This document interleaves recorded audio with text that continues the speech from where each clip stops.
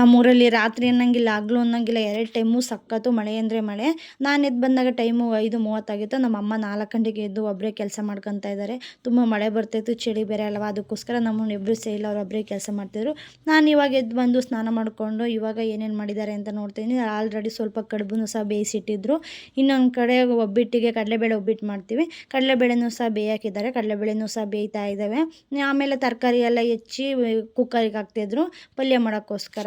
ನಮ್ಮನೆ ಶ್ರಾವಣದಲ್ಲಿ ಕಂಪಲ್ಸರಿ ಇರಬೇಕಾದ ಅಡುಗೆ ಕಡುಬು, ಪಲ್ಯ, ಒಬ್ಬಿಟ್ಟು, ಪಾಯಸ, ಅನ್ನ ಸಾಂಬಾರು, ಕೋಸಂಬರಿ ಇಷ್ಟು ಥರದ ಅಡುಗೆ ಮಾಡ್ತೀವಿ. ಬೇರೆ ಥರ ಎಣ್ಣೆ ತಿಂಡಿ ಏನೂ ಮಾಡಲ್ಲ. ಇವಾಗ ಹೆಸ್ರು ಬೇಳೆನೂ ಸಹ ಹುರಿತಾ ಇದ್ದೀವಿ ಪಾಯಸ ಮಾಡೋಕ್ಕೆ ಅಂತ. ಒಬ್ಬಿಟ್ಟಿಗೆ ಖಾರ ಇಷ್ಟ ಮಾಡಲ್ಲ, ಹೆಸ್ರು ಬೇಳೆ ಪಾಯಸನೇ ತುಂಬಾ ಚೆನ್ನಾಗಿರುತ್ತೆ. ಇವಾಗ ನನಗಿನ್ನೇನು ಕೆಲಸ ಇಲ್ಲ, ಬರೀ ಈರುಳ್ಳಿ ಮಾತ್ರ ಹೆಚ್ಕೊಡು ಕೋಸಂಬರಿಗೆ ಒಗ್ಗರಣೆಗೆ ಅಂತ ಅಂದರು. ಆವಾಗ ನಾನು ಈಗ ಈರುಳ್ಳಿ ಮತ್ತು ಬೆಳ್ಳುಳ್ಳಿನ ಬಿಡಿಸ್ಕೊಡ್ತಾ ಇದ್ದೀನಿ ಒಗ್ಗರಣೆಗೆ ಮಾತ್ರ. ಇಷ್ಟೇ ನನ್ನ ಕೆಲಸ, ಇನ್ನು ಬೇರೆ ಕೆಲಸ ಇನ್ನೇನು ಮಾಡಲ್ಲ. ಅಡುಗೆ ಎಲ್ಲ ಅಮ್ಮನೇ ಮಾಡ್ತಾರೆ. ಈ ಕೆಲಸ ಮುಗಿಸಿ ಬರೋ ಹೊತ್ತಿಗೆ ಬೆಳ ಕರೆದು ಬಿಡ್ತು. ಎಷ್ಟು ಮಳೆ ಬರ್ತಾ ಇದೆ ಅಂದರೆ ಡೈರಿಗೆ ಹಾಲು ತಗೊಂಡೋಗೋದಕ್ಕೆ ತುಂಬಾ ಕಷ್ಟ, ಅಷ್ಟೊಂದು ಮಳೆ ಬರ್ತಾನೆ ಇದೆ ಊರಿಗೆ. ಇವಾಗ ನಾವು ತರಕಾರಿನೆಲ್ಲ ಬೇಯಿಸ್ಕೊಂಡ್ಬಿಟ್ಟು ಒಗ್ಗರಣೆ ಮಾಡ್ತೀವಿ. ಯಾವಾಗಲೂ ಫಸ್ಟೇ ಒಗ್ಗರಣೆ ಹಾಕ್ಬಿಟ್ಟು ತರಕಾರಿ ಪಲ್ಯ ಮಾಡಲ್ಲ. ತರಕಾರಿ ಕೂಗಿಸ್ಕೊಂಡಾದ್ಮೇಲೆ ಖಾರ ರುಬ್ಬಿರೋದು ಮತ್ತು ಎಕ್ಸ್ಟ್ರಾ ಒಗ್ಗರಣೆ ಮಾಡಿಬಿಟ್ಟು ಪಲ್ಯದೊಳಗೆ ಸೇರಿಸ್ತೀವಿ. ನಾನು ಇನ್ಸ್ಟಾಗ್ರಾಮಲ್ಲಿ ಒಂದು ರೀಲ್ಸ್ ನೋಡಿದ್ದೆ, ಅದರಲ್ಲಿ ಈ ಥರ ಮಾವಿನ ತೋರಣ ಮಾಡಿದ್ರು. ನಾವು ಏನಾದರೂ ತೊಗೊಬೇಕು ಅಂತಂದರೆ ಅಗ್ರೆಗೆ ಹೋಗ್ಬೇಕಿಲ್ಲ, ಹಾಸನಿಗೆ ಹೋಗಬೇಕು. ನಾವು ಮೊನ್ನೆ ಹಾಸನಿಗೆ ಹೋಗಿದ್ದು ಶುಕ್ರವಾರ. ಆವಾಗಲೇ ಹೂವೆಲ್ಲ ತೊಗೊಂಬಂದಿದ್ದೆ. ಈ ಥರ ಮಾವಿನ ತೋರಣ ಮಾಡೋದನ್ನ ಡಿಫ್ರೆಂಟಾಗಿ ಅಂತ. ಯಾವಾಗಲೂ ಒಂದೇ ಥರ ಮಾವಿನ ಎಲೆ ಕಟ್ತಾಯಿದ್ದು, ಈ ಸಲ ತುಂಬ ಡಿಫ್ರೆಂಟಾಗಿ ಕಾಣಿಸ್ಲಿ ಅಂತ, ಕಲ್ತ್ಕೊಂಡಂಗೆ ಆಗುತ್ತೆ ಅಂತ ಈ ಥರ ಮಾಡಿದೆ. ಇನ್ನೊಂದು ಸ್ವಲ್ಪ ಬೇಕಾಗಿತ್ತು ಮಾವಿನ ಎಲೆ. ನಮ್ಮ ಅಪ್ಪಾಜಿ ಇನ್ನೇನು ಸಾಕೇನೋ ಇಷ್ಟು ಅಂತ ಎಲ್ಲ ತಗೊಂಡೋಗ್ಬಿಟ್ಟು ದನಿಗೆ ಹಾಕ್ಬಿಟ್ಟಿದ್ರು. ಸೊ ಒಂದು ಸ್ವಲ್ಪ ಸೆಂಟ್ರಲ್ಲಿ ಗ್ಯಾಪ್ ಆಯಿತು, ಅಲ್ಲಿಗೂ ಸಹ ಮಾವಿನ ಎಲೆ ಸಿಗಿಸ್ಬಿಟ್ಟು ಮುಂದಿನ ಸತಿ ಶ್ರಾವಣ ಅಥವಾ ಇನ್ನೂ ಯಾವ್ದಾರು ಗೌರಿ ಹಬ್ಬದೊತ್ತಿಗೆ ಇನ್ನೂ ಚೆನ್ನಾಗಿ ಕಲ್ತಿರ್ತೀನಿ ಈ ಥರ ಡಿಫ್ರೆಂಟಾಗಿ ಮಾವಿನ ತೋರಣ ಎಲ್ಲ ಮಾಡೋದ. ನಮ್ಮ ಅಮ್ಮ ತುಂಬ ಚೆನ್ನಾಗಿ ಕಾಣಿಸ್ತಾ ಐತೆ ಅಂತ ಅಂತಾಯಿದ್ರು. ಎಲ್ಲರೂ ಸಹ ಎಷ್ಟೊಂದು ಚೆನ್ನಾಗಿ ಮಾಡಿದ್ಯಾ ಅಂತ ಹೇಳ್ತಾ ನನ್ನನ್ನು ಹೊಗಳುತ್ತಾ ಇದ್ರು. ನನಗೆ ತುಂಬ ಖುಷಿ ಆಗ್ತಾಯಿತ್ತು. ಇವಾಗ ದೇವ್ರ ಪೂಜೆ ಮಾಡೋಣ ಅಂತ ಬಂದೆ. ಇಷ್ಟು ಒಂದು 4 ಮಾರು ಆಗುವಷ್ಟು ಹೂವು ಕಟ್ಟಿದ್ದು. ಆ ಹೂವನ್ನೆಲ್ಲ 50 ರೂಪಾಯಿ ಕೊಟ್ಟು ತಮಿಳ್ನಾಡಿಂದನೇ ತೊಗೊಂಬಂದಿದ್ದೆ ಮೊಗ್ಗುನ. ನಾನು ಅಂಜು ಕೂತ್ಕೊಂಡ್ಬಿಟ್ಟು ಹೂವನ್ನೆಲ್ಲ ಕಟ್ಬಿಟ್ಟು ರಾತ್ರಿಯ ಒಂಥರ ಹಬ್ಬದಲ್ಲಿ ದೇವ್ರ ಪೂಜೆ ಮಾಡ್ತೀವಿ ಅನ್ನೋದೇ ತುಂಬಾ ಚೆಂದ. ಅದರಲ್ಲೂ ನಾನೇ ಮಾಡ್ತೀನಿ ಅಂತ ರಾತ್ರಿಯಿಂದನೇ ಹೇಳಿದ್ದೆ.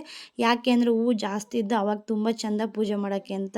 ನನ್ನ ಮಗ ನಾನು ಮಾಡ್ತೀನಿ ಅಂತ, ಅಮ್ಮ ಎಲ್ಪ್ ಬೇಕಾ ಅಮ್ಮ, ಈ ಹೂವು ಬೇಕಾ ಆ ಹೂವು ಬೇಕಾ ಅಂತ ಕೇಳ್ತೀನಿ ಇದ್ದ.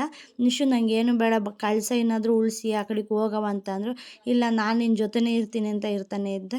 ನಾವು ಯಾವಾಗಲೂ ಒಳಕಲ್ಲೂ ಸಹ ತುಂಬ ಚೆನ್ನಾಗಿ ಪೂಜೆ ಮಾಡ್ತೀವಿ. ನಮ್ಮ ಅಮ್ಮಗೆ ಶಿವ ಭಕ್ತಿ ನಮ್ಮಮ್ಮ ಅಂತಲೇ ಹೇಳ್ಬೋದು. ಯಾವ ವಾರ ಮಿಸ್ ಮಾಡಿದ್ರು ಸೋಮವಾರ ಮಿಸ್ ಮಾಡೋದೇ ಇಲ್ಲ. ಅದರಲ್ಲೂ ಒಳಕಲ್ಲಂತೂ ಪೂಜೆ ಮಾಡಿದರೆ ಸಾಕ್ಷಾತ್ ಶಿವನೇ ಪೂಜೆ ಮಾಡಿದ್ದು ಅಂತ ಅನಿಸುತ್ತಂತೆ. ಅದಕ್ಕೋಸ್ಕರ ಯಾವಾಗಲೂ ಒಳಕಲ್ಲು ಪೂಜೆ ಮಾಡ್ತಾರೆ. ಇವಾಗ ಲಾಸ್ಟಿಗೆ ಎಲ್ಲ ಕೆಲಸ ಮುಗಿಸಾದ್ಮೇಲೆ ನಮ್ಮ ಅವ್ವನ ಒಬ್ಬಿಟ್ಟು ತೊಡ್ತಕ್ಕೆ ಬಿಡ್ತೀವಿ. ಯಾಕೆಂದರೆ ನಮ್ಮ ಅವ್ವ ಚೆನ್ನಾಗಿ ಒಬ್ಬಿಟ್ಟು ತೊಡ್ತಾರೆ ತೆಳ್ಳಕ್ಕೆ ಅಂತ. ಒಬ್ಬೊಬ್ಬರು ದಪ್ಪ ತೊಡ್ತಾರೆ ಅಂತ ಇಷ್ಟಪಡಲ್ಲ. ನಮ್ಮ ಅವ್ವ ಏನೇ ಅಡುಗೆ ಮಾಡಿದ್ರು ತುಂಬ ಚೆನ್ನಾಗಿ ಮಾಡ್ತಾರೆ. ವಯಸ್ಸಾದವರು ಅವ್ರ ಕೈ ರುಚಿ ತಿನ್ನೋದೇ ಚೆಂದ. ನಮ್ಮ ಅವ್ವ ಸಿಂಪಲಾಗಿ ಒಂದು ರಸ ಮಾಡ್ತಾರೆ, ಅದು ತುಂಬ ಚೆನ್ನಾಗಿರುತ್ತೆ.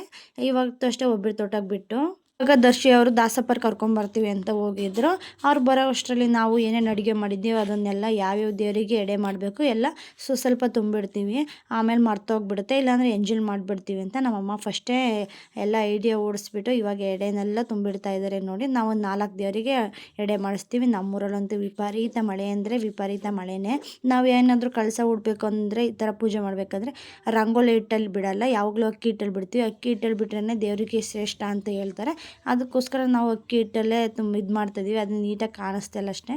ಇವಾಗ ದಾಸಪ್ಪರು ಬಂದರು, ಅವ್ರನ್ನೂ ಸಹ ಕಾಲು ತೊಳ್ಕೊಂಬಿಟ್ಟು ಒಳಗಡೆ ಕರ್ಕೊಂಡು ಹೋಗಿ ಬನ್ನಿ ಅಂತ ಅಮ್ಮ ಅಪ್ಪಾಜಿ ಇಬ್ಬರನ್ನೂ ಸಹ ಕರೆದಿದ್ದೆ. ನಮ್ಮ ಅಪ್ಪಾಜಿ ಬರಲಿಲ್ಲ, ನಮ್ಮ ಅಮ್ಮ ಒಬ್ಬರೇ ಬಂದರು. ಈ ಪೂಜೆ ಸ್ಟಾರ್ಟ್ ಮಾಡೋ ಟೈಮಲ್ಲಿ ಕರೆಂಟೇ ಇರಲಿಲ್ಲ, ತುಂಬ ಮಳೆ ಅಲ್ವಾ, ಅದಕ್ಕೋಸ್ಕರ ಕರೆಂಟ್ ತೆಗೆದುಬಿಟ್ಟಿದ್ರು. ಹೋಗೋದು ಬರೋದು ಆ ಥರ ಮಾಡ್ತಾಯಿತ್ತು. ಅಮ್ಮನೇಲಿ ಶ್ರಾವಣ ಮಾಡ್ತೀವಿ ಅಂತ ಅಂದಾಗ ನಾಳೆ ಅನ್ನಂಗೆ ಇವತ್ತು ಹೋಗ್ಬಿಟ್ಟು ಬೆಟ್ಟದಲ್ಲಿ ತೀರ್ಥಕಾಯಿ ತರ್ತೀವಿ. ತೀರ್ಥಕಾಯಿ ತಂದುಬಿಟ್ಟೆ ಶ್ರಾವಣ ಮಾಡೋದು. ಪ್ರತಿಯೊಬ್ಬರೂ ಅದೇ ಥರ ಈ ಮಂದಿಯವರು ಇದ್ದಾರಲ್ಲ ಅವರೆಲ್ಲ ಬೆಟ್ಟಕ್ಕೆ ಹೋಗ್ಬಿಟ್ಟು ತೀರ್ಥಕಾಯಿ ತಂದುಬಿಟ್ಟೆ ಶ್ರಾವಣ ಸ್ಟಾರ್ಟ್ ಮಾಡ್ತಾರೆ. ಇವಾಗ ನಾವು ಮೊದಲಿಗೆ ಒಂದು ಸುಳಿ ಬಳೆದೆಲ್ಲ ಇಟ್ಬಿಟ್ಟು ಅದ್ರ ಮೇಲೆ ಅಕ್ಕಿ ಹುಯ್ದುಬಿಟ್ಟು ಅದರ ಮೇಲೆ ಅವನಾಸೆ ಪಾತ್ರೆ ಇಡ್ತೀವಿ. ಇನ್ನೊಂದು ಕಡೆ ಆಂಜನೇಯ ಸ್ವಾಮಿನೂ ಇಡ್ತೀವಿ. ರಂಗನಾಥ ಸ್ವಾಮಿಗೆ ಇಷ್ಟವಾದ ತುಳಸಿ ಪತ್ರೆ ಅದಂತೂ ಇರಲೇಬೇಕು ಪೂಜೆ ಮಾಡಬೇಕಾದ್ರೆ.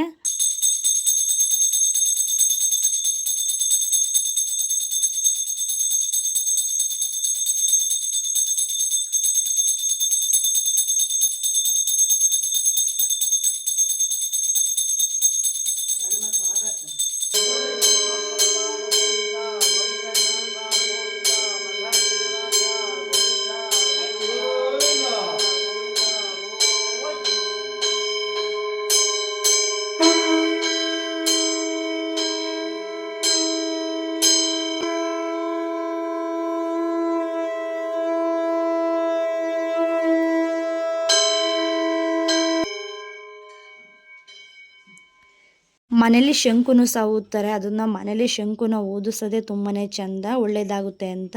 ಇವಾಗ ಎಲ್ಲರೂ ಸಹ ಮಾಣಿಗೆ ನಾಮನ ಇಟ್ಟಿಸ್ಕೊತಾ ಇದ್ದೀವಿ. 3 ಪಟ್ಟಿ ನಾಮ ಹಾಕಬೇಕಾಗಿತ್ತು.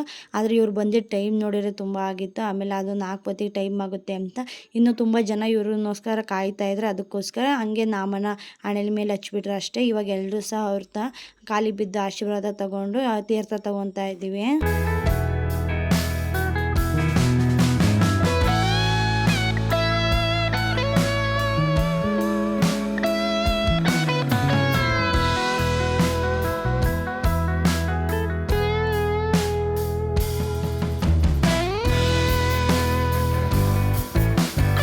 ಒಬ್ಬರು ದಾಸಪ್ಪರು ಬಾವನಾಸಿ ಪಾತ್ರೆಯಲ್ಲಿ ಅನ್ನನ ತುಂಬಿಸ್ಕೊಂಡು ಪೂಜೆ ಮಾಡ್ತಾರೆ. ಒಬ್ಬೊಬ್ಬರು ಹಸಿಟ್ಟು ಮತ್ತು ಅಕ್ಕಿನ ಇಟ್ಟಿಸ್ಕೊಂಡ್ಬಿಟ್ಟು ಪೂಜೆ ಮಾಡ್ತಾರೆ. ಇವಾಗ ನಾವು ಹಸಿಟ್ಟು ಮತ್ತು ಅಕ್ಕಿನ ಹಾಕಿದ್ವಿ. ಇವಾಗ ಇನ್ನೊಂದು ಬಾಳೆದೆಲೆ ಮೇಲೆ ಮಾಡಿರೋಂಥ ಅಡುಗೆ ಎಲ್ಲ ಇಟ್ಬಿಟ್ಟು ಪೂಜೆ ಮಾಡ್ತೀವಿ.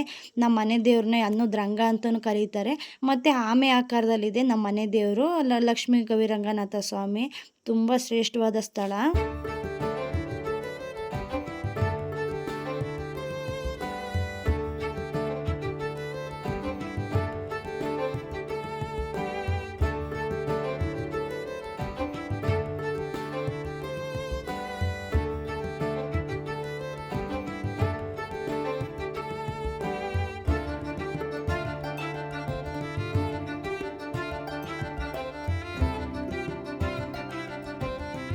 ಹೀಗೆ ಪೂಜೆ ಮಾಡಾದ್ಮೇಲೆ ತೇಳ್ತ್ಕಾಯಿ ತಂದಿರ್ತೀವಲ್ಲ ಅದನ್ನು ಸಹ ಹೊಡೆದ್ಬಿಟ್ಟು ಅದು ಎಣ್ಣೀರನ್ನ ಎತ್ತಿಡ್ಕೊಂಡ್ಬಿಟ್ಟು ಮನೆ ಸುತ್ತಮುತ್ತ ಎಲ್ಲ ತುಂಬಿದ್ದಾರೆ ನೀರು ಹಾಕ್ಕೊಂಬಿಟ್ಟು ಎಲ್ಲ ಹತ್ರ ಹಾಕ್ಕೊಂಬಿಟ್ಟು ಎಲ್ಲರೂ ಸಹ ಕುಡಿತೀವಿ. ನೋಡಿ ನಮ್ಮ ಮನೇಲಿ ಈ ರೀತಿ ಶ್ರವಣ ಮಾಡ್ತೀವಿ. ನಿಮ್ಮ ಮನೇಲಿ ಯಾವ ರೀತಿ ಶ್ರವಣ ಮಾಡ್ತೀರಾ? ನಿಮ್ಮ ಮನೆ ದೇವರು ಯಾವುದು ಅಂತ ನನಗೆ ಕಮೆಂಟಲ್ಲಿ ತಿಳಿಸಿ.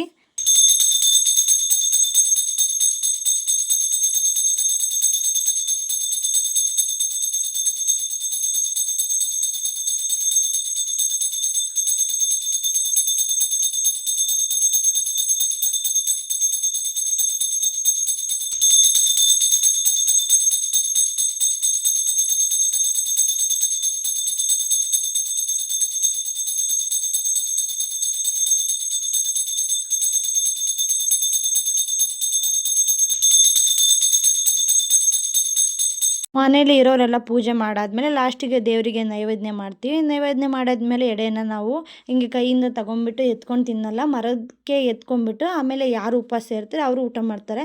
ನಮ್ಮ ಮನೇಲಿ ನಾವ್ಯಾರು ಉಪವಾಸ ಇರಲಿಲ್ಲ, ಅಮ್ಮ ಒಬ್ಬರೇ ಉಪವಾಸ ಇದ್ದಿದ್ದು. ನಾವೆಲ್ಲ ಬೆಳಗ್ಗೆನೇ ತಿಂಡಿ ತಿನ್ಕೊಂಡ್ಬಿಟ್ಟು ನನ್ನ ಮಗ ಇನ್ನೂ ಪೂಜೆ ಮಾಡ್ತಾಯಿದ್ದೀವಿ. ಆಗಲೇ ಒಬ್ಬಿಟ್ಟು ದೇವ್ರಿಗೆ ಇಟ್ಟಿದ ತಕ್ಷಣವೇ ಅಮ್ಮ ಒಬ್ಬಿಟ್ಟು ಬೇಕು ಅಂತ ಆವಾಗಲೇ ಇಸ್ಕೊಂಡು ತಿಂತಾ ಇದ್ದ. ಎಷ್ಟು ಚೆನ್ನಾಗಿ ಅಲಂಕಾರ ಮಾಡಿದ್ದೀನಿ ಅಲ್ವಾ ದೇವರಿಗೆ, ನಂಗಂತೂ ತುಂಬಾ ಖುಷಿ ಆಯಿತು. ಇವಾಗ ಎಲ್ಲರೂ ಸಹ ಒಟ್ಟಿಗೆ ಕೂತ್ಕೊಂಡು ಊಟ ಮಾಡ್ತಾಯಿದ್ದೀವಿ. ಎಲ್ಲರೂ ಒಟ್ಟಿಗೆ ಕೂತ್ಕೊಂಡು ಊಟ ಮಾಡಿದ್ರೇ ಚೆಂದ.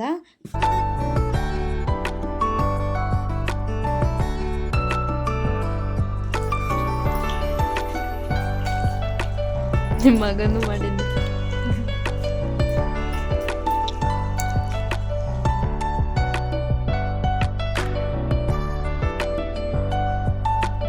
Thank you for watching.